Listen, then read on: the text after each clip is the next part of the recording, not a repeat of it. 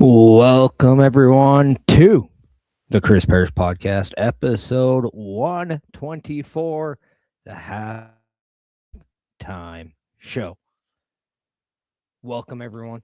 How is everyone doing? Thank you to everyone who is here, and thank you to Beercade YEG, the official sponsor to the Chris Parrish Podcast and the home of WrestleMania Night 1 and 2 in Edmonton, Alberta. If you want to go and check out WrestleMania for free, go to Beercade YEG as we play 4 p.m. local time, 6 p.m. Eastern time. It'll be a lot of fun, great food, great atmosphere, a lot of games. And did I mention free WrestleMania Night 2 tonight? Come on, who's excited? We're at the halftime show. That's right, Night 1 is in the books. Night 2 is just around the corner in a few hours. So who's excited? Who is excited? I also want to thank Turnbuckle Studios. Obviously, we are part of the Turnbuckle affiliation program. Please check out turnbucklestudios.org when you can. Who all watched WrestleMania Night 1 last night? Let me know in the chat who all enjoyed WrestleMania Night 1 last night. I know I enjoyed it. I know I do have some thoughts. Was it the perfect show? No. But was it bad? Absolutely not. It was a very fun show. We got Shane Saw coming in on the Twitch side saying hello. How are you doing? I'm glad, because it did look like there were some issues on the Twitch side. So I'm glad to see that it's working. Got Bubba coming in saying Night 1 was good, bro. So let's get in with it. Let's go and let's recap kind of just a little bit of the results there. We saw some great surprises, and I want to start with the surprises. We saw the return of Saraya, also known and also now known back as Paige, as she replaced Nikki Bella as Brie Bella, and Paige became your new women's tag team champions. The EST, Bianca Belair, comes out to a monstrous pop, just like Paige did, to reveal that she was pregnant. We saw the end of Pat McAfee, which I think a lot of people were happy with. We got a conclusion to that. I mean, if people want to go on social media and say, I don't like this, it's not what I want, and WWE does something like this, how can you criticize a company that is not listening to you when they're in fact listening to you? Is it everything you want? Is everything being done the way you're wanting to? No, but at the same time, do you get what you want when you watch a television show? No, you get some twists, you get some turns, but don't tell me WWE doesn't listen, because we saw that they do.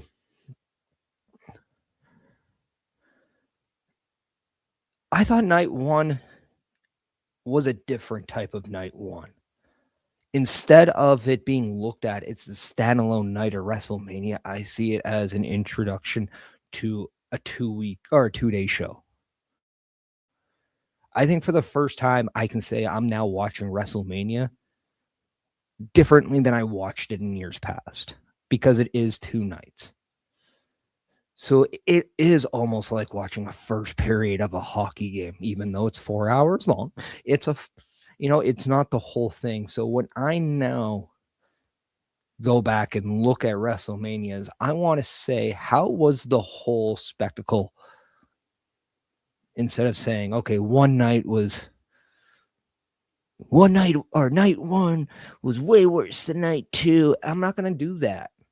What I am going to look at is, like, how does this set the stage for night 2? And then when night 2 is done, how does this whole thing make me feel? I think I'm now looking at it that way as I move forward. Let me know what everyone thinks about that. And do you look at WrestleMania the same way? But we said we're going to go through the results. So let's go through the results. We saw LA Knight and the Usos defeat the Vision and IShowSpeed. And who was not impressed with IShowSpeed? Just look, we knew that he's athletic. We know that he's quick. We know that he has that background. where he's not going to be a joke when it comes in. He was training with Randy Orton. We saw the vignettes training with the Vision. But did we expect him to do what he did? Did we expect him to do more or less? I mean, I think expectations they vary on everyone, but I was very impressed with his performance. I love the fact they didn't overshoot what he was doing. I did feel that he wasn't the main attraction of the match, but he was definitely a featured one, and I thought that was really cool. So it's very, I don't know, I enjoy it. I love the fact that LA Knight got the pinfall victory. I'm happy that he was the one who not only got the cool entrance out of everyone, he got that deckled up truck, but he got the pinfall. He looked like he was the big star in this match, and I thought that was the right play. I also love the fact that now we can say, okay, LA Knight, he's the one who's going to probably step up and do something bigger coming out of this match, and I do think that's the right play. What that is, I'm not yet certain, but the fact that not only did LA Knight get that win, we got the conclusion of IShow's Speed kind of in WWE. I do feel that was a one event thing. We're going to look past this. We know that Logan Paul got upset with IShow's Speed for really being the one that cost them the victory, but we got a little bit of moments where instead of Logan Paul doing his big splash onto the table, it was IShow's Speed doing it to Logan Paul with the help of LA Knight and the Usos. So a little bit of closure with that, and I thought that was a great thing to see. And then next up, we had Jacob Fatu and Drew McIntyre, and I thought that was also a great conclusion to their feud. An amazing entrance from Jacob Fatu and another amazing entrance by Drew McIntyre. I thought they both looked amazing in this match. Now, I would have loved if maybe their fight went more out of the ring, maybe into the stands or maybe into the stadium a little bit more, but that's just me going out and saying, I'm just going to criticize every little detail, which is unfair. So at the end of the day, I was happy with what they did. Jacob Fatu looked like $1 million in this match. He got the win. He got that big important moment at WrestleMania by finishing Drew McIntyre. He now can go somewhere else. Hopefully that maybe goes into a title picture. But I think the major thing that we saw here was that the emphasis was creating a new major player in Jacob Fatu. And Drew McIntyre, I think, needs that respect on his name just a little bit more because of how well he made Jacob Fatu evolve in this feud and match. He played the part of a great villain, and because of that, he doesn't have to win that big match at the end, but he was absolutely instrumental in how we view Jacob Fatu before and after. So fantastic stuff that from both guys, and I really appreciate seeing Jacob Fatu get elevated in this time. Chris Beth coming in saying, I think you could spin LA Knight off into the IC title picture and put him against whoever wins the ladder match today. That is definitely an option. And we'll get to the ladder match later. And so those were the two matches on ESPN Plus. I thought it was kind of cool that ESPN got a little bit of WrestleMania. But then we had 5 other matches to go. And we started off with the Fatal 4-Way match. And I thought that was an absolutely great call. We saw Lyra and Bayley go up against Charlotte and Alexa Bliss, what we thought was going to be Brie and Nikki Bella, and the tag team champions in Nia Jax and Lash Legend. We find out that Nikki Bella couldn't go, thus bringing in the big return of Paige. Paige is back in WWE. We know that was being rumored for the last few days. In fact, CM Punk was on a podcast and an interview where he was saying the way he helped AJ Lee look in WWE and see the cultural change there made AJ Lee try to do the same to Paige. And it was kind of in that moment where, in my eyes, I'm like, oh, well, it's just a matter of time now where we see Paige again. And then sure enough, 4 days later, here she is. And it just fits. Brie Bella and Paige shock everyone as Paige pins Alexa Bliss, as Brie Bella and Paige are your new women's tag team champions. And I will say, Paige did not look rusty in any way. She played the part very well, and I'm very excited to see what she can do moving forward, because what I loved about this match was the literal visual sense of seeing the women's evolution. Now, we all know Paige joined WWE as a teenager, and now we're looking at people like Lash Legend and Lyra Valkyria, who are, I don't want to say the new kids on the block, but they're very new still to the main roster. I think Lyra is just over a year and a half, whereas Lash is still in her first year. But then in between, you have Charlotte Flair. She's a 14-time women's champion. She's the one who won the women's title at WrestleMania 32 that transitioned from the Divas title to the WWE Women's Championship. We also had Alexa Bliss, Bayley, two members of that 4 horsewomen group in Charlotte and Bayley right there. One of the biggest stables that never really became a stable on screen, but very, very much a focus of that women's evolution. And you have the Bella twins where, yes, they're not my cup of tea, but you can't deny what their contributions are to women's wrestling, as Brie Bella, Nikki Bella spearheaded kind of more eyes on the product with Total Bellas, the Total Divas show. And then Brie Bella was in that infamous Give Divas a Chance match. So that started this whole movement. And now we're seeing the tag titles, which was something that the Bellas never got to have.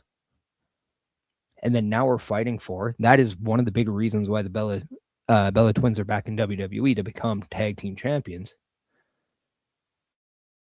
And then Paige ends up replacing Nikki and winning a championship that was never really something she ever envisioned having. So I think that was pretty cool.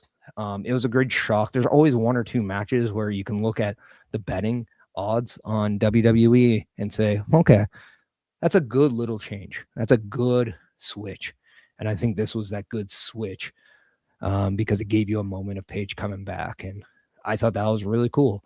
So, yeah, congratulations to Brie Bella and Paige. I am nicknaming the team BBP.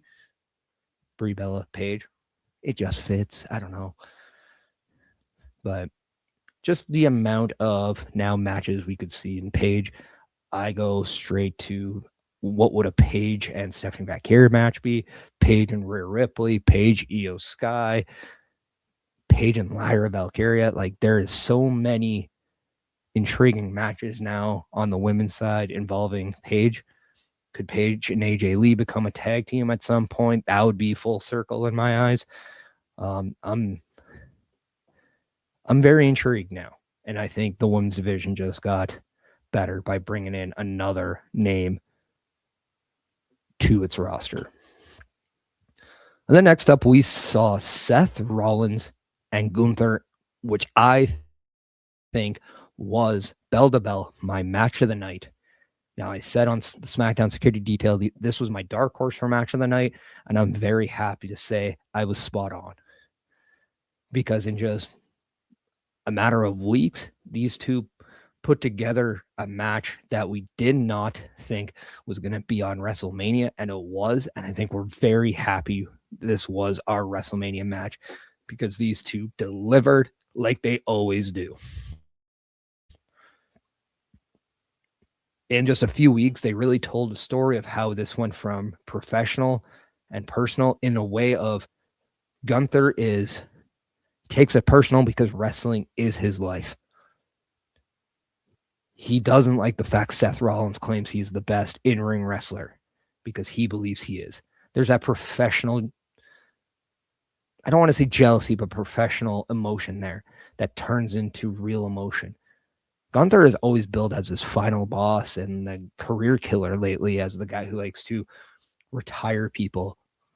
But the fact that he is driven by the love of the game here, I think this shows you just how that Ring General, the big villain, he embraces love into his world. And I think that is a beautiful little side note to put in. Gunther is fighting Seth Rollins and attacking Seth Rollins because he's in his own way defending the sport he loves in pro wrestling. And I think it just showcases that there is still that a good quality in one of the biggest villains in the game. And I think that is something to note. And Seth Rollins clearly understands that this is a personal and professional thing because, again, when you look at what the Vision did to Seth Rollins, Paul Heyman and Gunther seem to have a working relationship. If you were associated with Paul Heyman, you were on his hit list, and Gunther was on Seth Rollins' hit list because obviously Paul Heyman stabs Seth Rollins in the back. We also saw Braun Breaker stab Seth Rollins in the back, and just who shows up to cost Seth Rollins this match? Braun Breaker returns. And I thought that was pretty cool. The visual of just him spearing Rollins after the match, running down the ramp. It's a great meme. But also it showcases you just how fast he is, and that that hamstring looks pretty good right now. Yeah. So he's clearly okay from that hernia.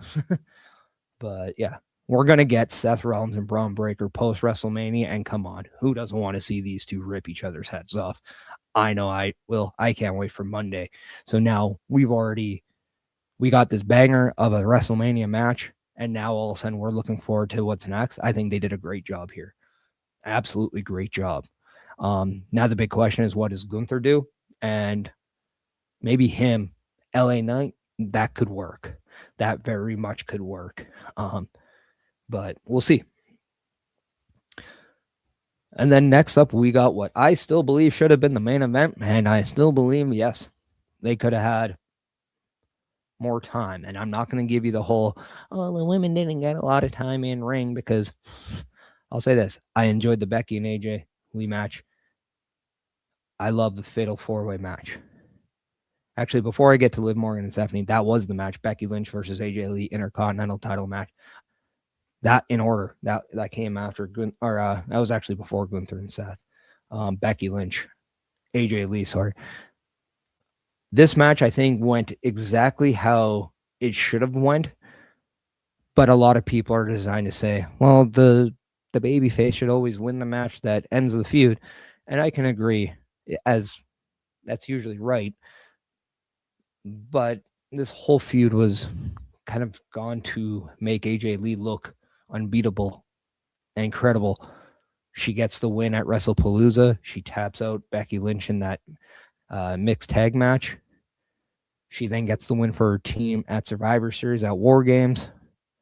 She beats Becky Lynch to become Intercontinental Champion. I think AJ Lee was due to lose a match in this feud, and I think because of that, we saw, I thought, a great story to keep this open-ended, but at the same time, maybe close it off for the right now. Like swivel this to something else.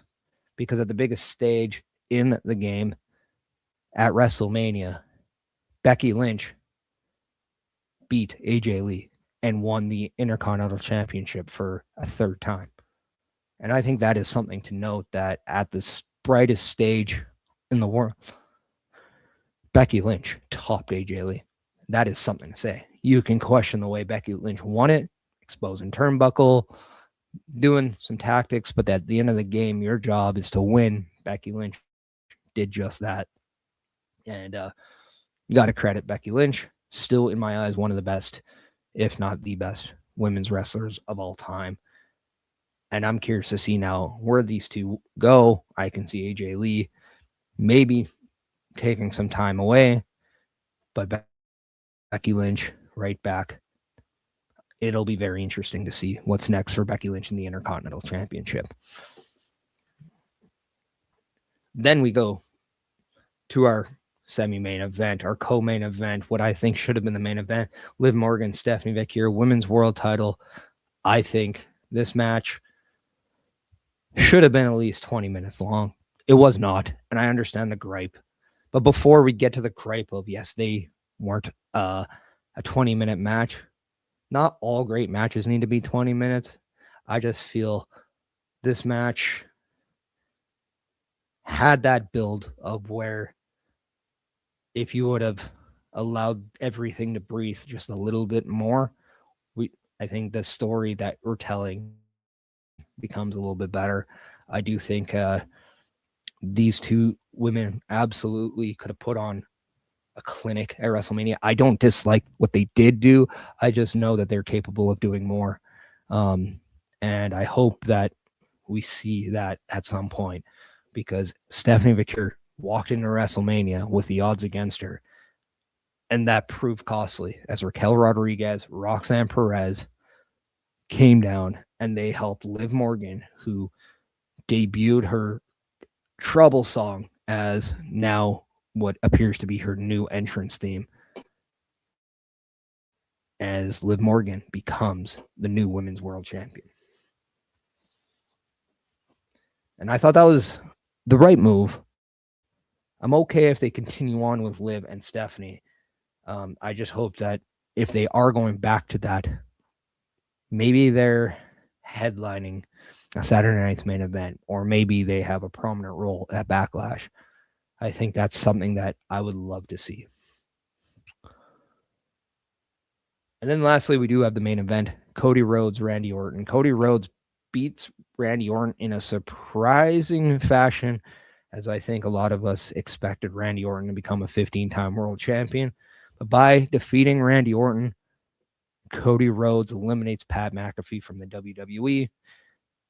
This is where I say, how can you really be upset with WWE for producing something that you don't like, voicing your concern, and then the company on the biggest stage of it all listens to you and transitions its story somewhere else? Because they very much continued Cody Rhodes and Randy Orton with this match. This is not a done feud. We will see Randy Orton and Cody Rhodes again. Because after this match, Randy Orton got the attack. He brings back the punt. If you saw the eye of Cody Rhodes after this match, it was gashed open just above the brow. It looked gnarly. Cody Rhodes looks like he definitely lost, but he won. And because of that, we did see at the beginning of this match, Jelly Roll helps take Pat McAfee out. What we did see was Cody Rhodes put his hands on Pat McAfee when I don't know if he was supposed to, but maybe I think the clause was he couldn't do that before WrestleMania. At WrestleMania was fair game. I'm not too sure, but I'm curious to see if that's going to be something of note. But Pat McAfee did come back, tried to be the new referee, and got an RKO for his trouble because he didn't help Randy Orton win. And that RKO was just enough of a distraction for Cody Rhodes to pick up the win. So that was night one. And I understand a lot of people saying, I'm not that too much thrilled with night one. It didn't do much for me. But let's see how, in the shape of the 2-day WrestleMania, does night one just build you to a night two? Does that, could WWE be looking at WrestleMania a different way? I think I'm looking at it a different way of, it's not just a standalone night anymore. It's a night that makes you feel like we might not get everything in night one. It's just going to make you more think it just builds for night 2 a little bit more. I think that there is an attempt here to build and to say, hey, this was pretty good. Was it the best? No, but just wait. It's coming. Because night 2 has some wicked matches, and we'll get to that later. But first off, let's go to our ads of the day. If you need a little bit of time to maybe go to the bathroom, grab a drink, this is the time to do that. But if you're doing that, please go to turnbucklestudios.org. That is the official webpage of the Turnbuckle affiliation program, and you can do many things. You can check out our episodic shows. You can check out all the hosts on our page, where to check them out, how to support them. Please, if you can, support and follow and subscribe to the channels, whether it's the individual ones or Turnbuckle Studios. We are absolutely improving on a lot of aspects, and it's all because of you, and we definitely appreciate it. Up to over 200 subscribers now on YouTube. That is a fantastic achievement, but we strive to be better. So please check out Turnbuckle Studios. All the information is there. If you want to hit /join, that's also your opportunity to tap in and become a member of the Turnbuckle affiliation program. And also taking a note, we do have some schedule changes for after WrestleMania. So this could be the final time you see this specific weekly calendar. So be aware. This is why we're asking you to check out our pages and make sure you're aware of everything, because you're going to see some changes. So I'm going to throw all 3 of these out for you as we get into night 2 and just have a little bit more discussion about WrestleMania. So enjoy. A Turnbuckle affiliation program is looking for more people. If you have passion level for pro wrestling, sports, video games, or something else, then Turnbuckle Studios is the place to be. If you have ever wanted to pursue content creation and want to join our team, then we would love to have you. Check out turnbucklestudios.org or contact us by email today, because your future is now, and we want you to tap in.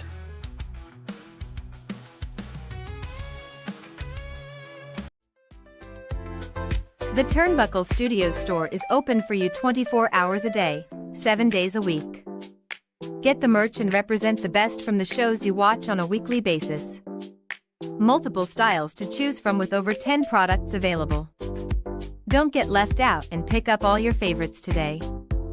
Find us at turnbucklestudios.org. Turnbuckle Studios and the Turnbuckle Affiliation Program bring you the week of streams. All times are in Eastern Time. Monday nights you get the Locker Room Breakdown at 7 p.m., followed by the Raw Patrol at 8 p.m. Tuesday brings you the flagship show, Turnbuckle Talk, at 8:05 p.m. Wednesday we play games with the PlayStation Showcase at 8 p.m. Thursday we go TNA as we brace for Impact at 9 p.m. On Fridays, join us for the SmackDown Security Detail at 8 p.m. The weekend brings you Saturday Night Gaming at 8 p.m. On Sunday, be sure to catch the Chris Parrish podcast at 12:15 p.m. And later that night, we have the Boar's Nest at 8 p.m. Be part of the shows and join the chat every day. And please visit turnbucklestudios.org.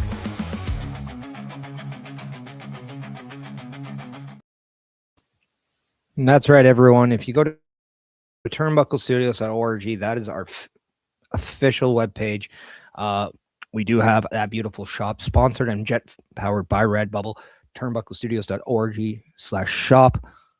It is great if you want to pick up a Chris Parrish sweater, hoodie, t-shirt, bag, iPhone case. All that can be found right there. And it'd be awesome. Again, if you go there and you grab a Chris Parrish podcast item, take a photo, direct message me that, or just share it online, and I will give you an absolute plug on a live broadcast. And that'd be just absolutely cool, because I want to see more black and gold sported around the world. But yeah. Also, if you want to direct me, Linktree right down below. It's right there. But turnbucklestudios.org/host for everyone.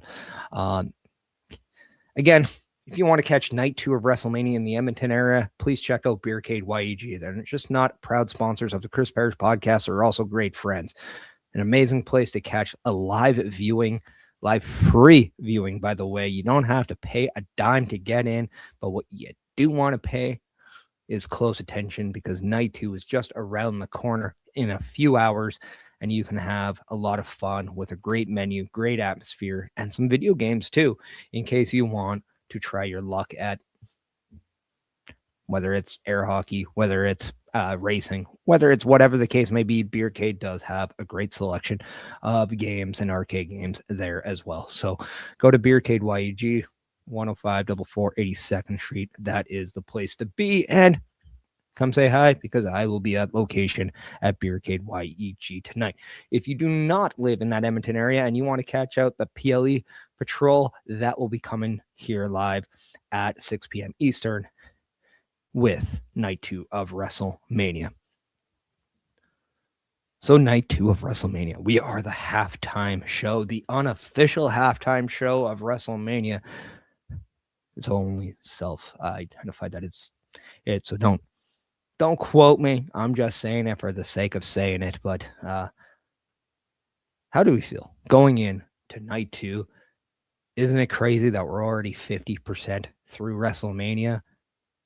This time tomorrow, we're talking about the night after Mania, the Raw after WrestleMania. It's absolutely crazy. Well, what do we think? What's going to be the big match of the night? What's going to be the big moment? How are we going to get bigger than a pregnancy inspection? All right. Announcement from Bianca Belair, a return from Braun Breaker, an absolute shocking return from Paige. Pat McAfee is no longer going to be a part of WWE. How do we get bigger and better out of this? Well, we got 6 amazing matches. We're going to see Oba Femi and Brock Lesnar take to the ring. That is going to be the first match of the night. And if that's the first match of the night, I think a tone is going to get set. I think this is going to be a great match. It's going to be a lot of fun to see these two finally collide and really get everything going. So who do we think wins? Who do we think is taking it home? Do we see something big happening here? Does Paul Heyman play a factor here? That's going to be the fun thing. Oba Femi, still your betting favorite to win. And I think a lot of people want to see that. I think a lot of people want to see Oba Femi get that spotlight put on him. I'm curious to see how his entrance is going to be. That's going to be a long way to strut for Oba Femi. So, yeah, let me know your thoughts, your predictions. Like, what do we expect a big moment in this match? And if so, what do you think will be? Or what do you think that will be? So, I don't know. Like, Brock Lesnar always makes his opponents look really good. And I'm curious to see how Oba Femi is going to try to dominate the beast. And really, for the first time, I think this is going to be a true test Oba Femi as well, because I don't think he's ever been in the ring with anyone like Brock Lesnar either. So that's going to be a lot of fun to see. And then next up, we have that 6-pack ladder match. These are the 2 matches that are going to be going on ESPN. So, yeah, a 6-pack ladder match for the Intercontinental Championship. You got Rusev, you got Javon Evans, you got Rey Mysterio. You have Dragon Lee, JD McDonough, and the champion Penta, who challenged the roster and decided, I'm a fighting champion. I show no fear. Whatever 1/6 of an odd is, that's what he has.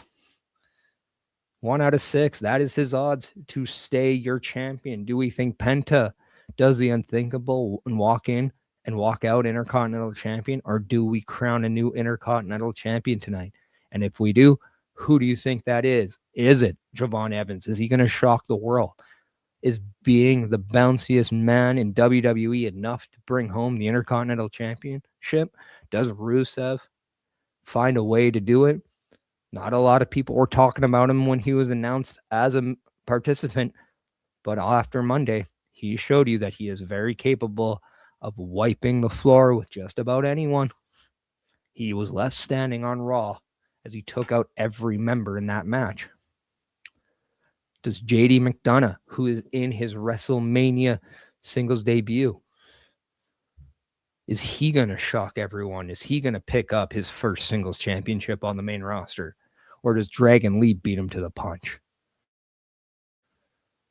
Does Rey Mysterio, does this Hall of Famer take the championship that his son held just a few months ago? What a crazy turn of event that would be if we're walking into Monday Night Raw tomorrow as we have a confrontation of Dom looking at Rey and seeing the championship he once held. It's going to be a crapshoot. I'm very excited. We're going to get a lot of chaos in this, and I think I'm here for it. We'll get the violent chaos, and then we're going to get the acrobatic chaos in your first two matches, and I think that's going to be a lot of fun to watch. I still believe that I have a feeling Penta's going to retain this title. I know the betting favorite has Javon Evans, but something tells me we're looking at Penta standing tall at WrestleMania and still your Intercontinental Championship. And I don't think we'd be upset if that's the case. I do think we're going to crown a new United States Championship, as I do think Trick Williams is going to walk out of WrestleMania, your new United States Championship. I do think he beats Sami Zayn, and I think this is going to be a very telling match for both of these superstars. Crazy that Sami Zayn was name dropped in Stephanie McMahon's Hall of Fame speech as that new B+ player. But if there was a comparable to Daniel Bryan in today's day and age, Sami Zayn just might be that perfect comparable. But I'm very intrigued to see what a WrestleMania entrance and debut Trick Williams will have. And I think he will walk out your new U.S. Championship. Let me know if you agree, disagree. Does Sami Zayn do what everyone hopes he doesn't do? Because the vast majority seems to want Sami Zayn away from this title. And then next up, Rhea Ripley challenges Jade Cargill for the WWE Women's Championship. Does Rhea Ripley do what Liv Morgan did? Will she become a new champion? My thoughts of maybe Bianca Belair joining this faction of Jade, Michin, and BFAB, I think went out the window yesterday. So, yeah. I'm very intrigued with this match. I do think Rhea Ripley walks out your new champion, and I'm very intrigued if the decision is to move Rhea Ripley over to SmackDown. I think that would make SmackDown a better show, and I really do think the women's division on SmackDown would benefit greatly with somebody like Rhea Ripley a part of that women's roster. So yeah, I have Rhea Ripley winning this match, but at the same time, I won't be upset if Jade does win. I won't be upset if Jade wins, but something tells me Io Sky might just show up and help Rhea Ripley out here. We do have Finn Balor bringing back the Demon as the Demon takes on Dirty Dom Mysterio. I don't think this is going to be a toss-up. I think the Demon absolutely comes back with a purpose. I think the Demon wins, and I do think we're going to see a little bit of momentum for Finn Balor moving forward. And I think the big question is here, is this going to be Finn Balor moving away from the Judgment Day completely? Because as much as we want to talk about the Judgment Day, I do think it'd be nice and a fresh feel if Finn Balor and getting revenge on the Judgment Day is finished. I think we need to do something different for both Finn Balor and Dom Mysterio. And I do think maybe Finn Balor moving to a SmackDown as well makes a lot of sense. After WrestleMania, that is. And then that leads us to the main event. CM Punk challenges Roman Reigns for the World Heavyweight Championship. I think this match is going to absolutely blow the expectations out of the water for everyone. I do think there's something big is happening in this match. I don't know what that's going to be. I don't even know if CM Punk and Roman Reigns are the only two people we're going to see here. I think somebody is going to get involved. I think something is going to go down. I can't exactly put my head or my head on it. Like I just can't pinpoint what it's going to be. I do have theories, whether it's anybody about, like, does a bloodline get involved? Does The Rock get involved? Could we see Paul Heyman involved? Don't know. Like, there is so much history with these two men, and that surrounds what they've done just within the last few years, let alone their entire careers. I'm very intrigued with what could happen here.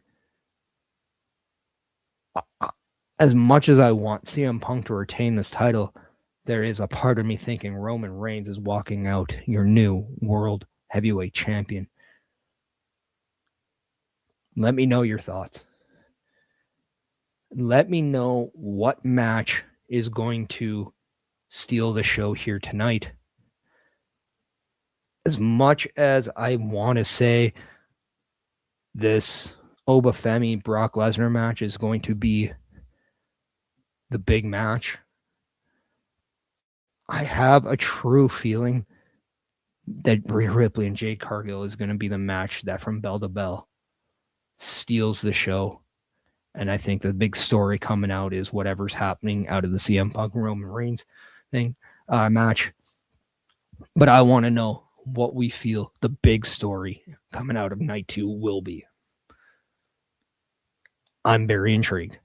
I think that's the beauty part of WrestleMania. We just never say we don't know.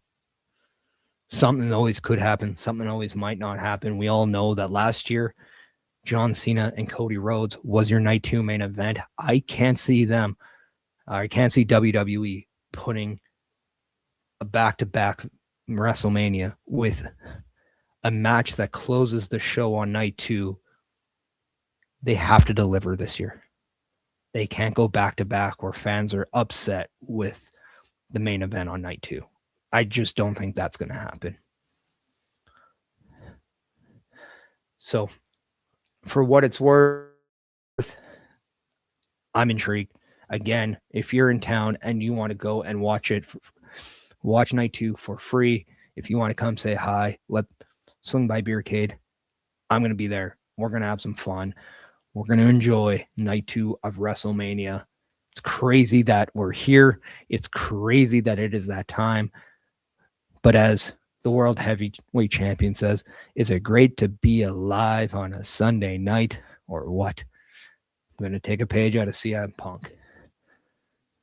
I don't know what more to say about this weekend. It's, if you're a wrestling fan and you love WWE, this is a great weekend.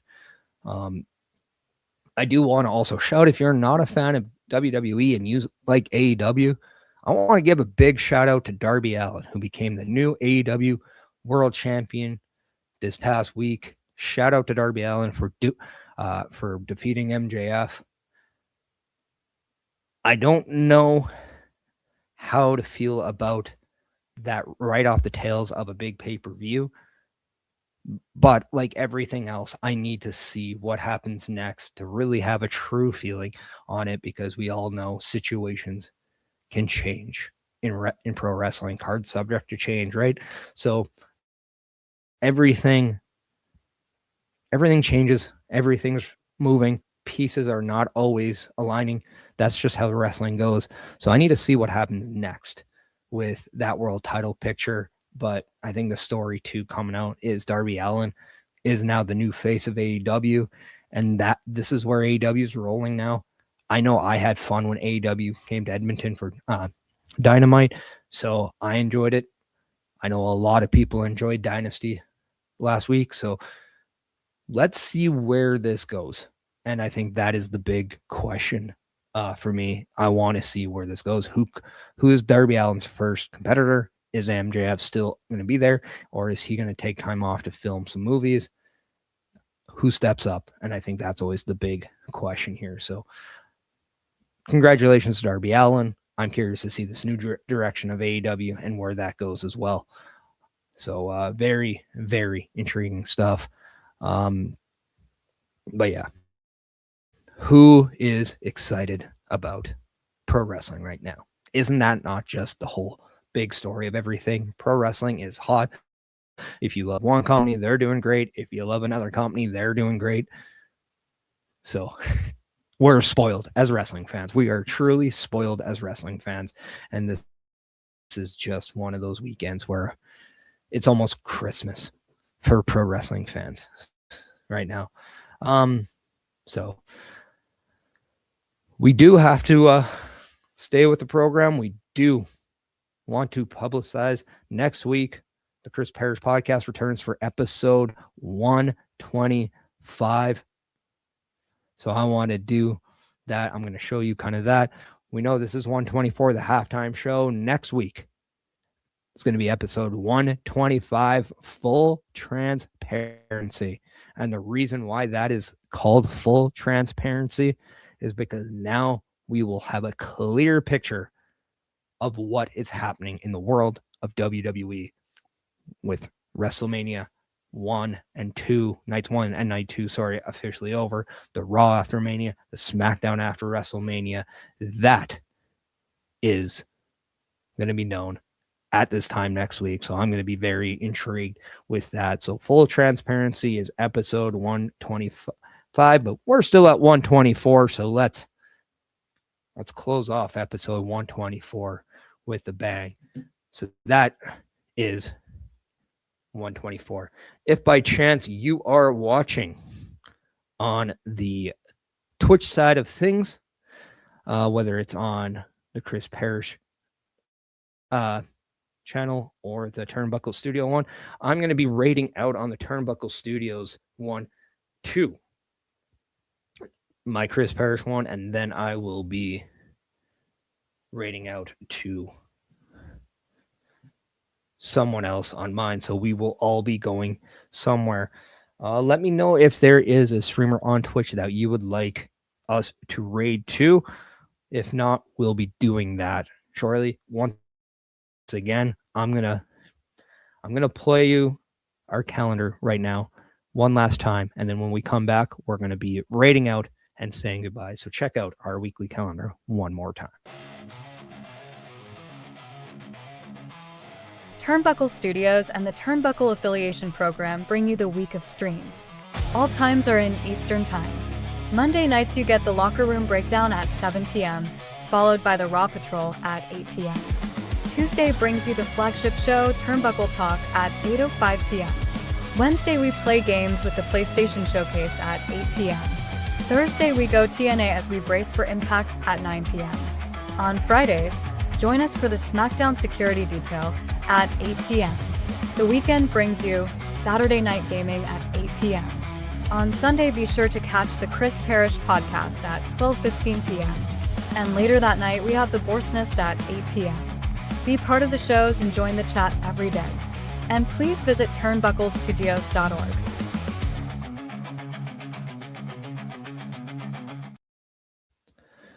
So that is all of our amazing broadcasting on the Turnbuckle Studios side, but also programming note on April 26th, Sunday at 7 p.m.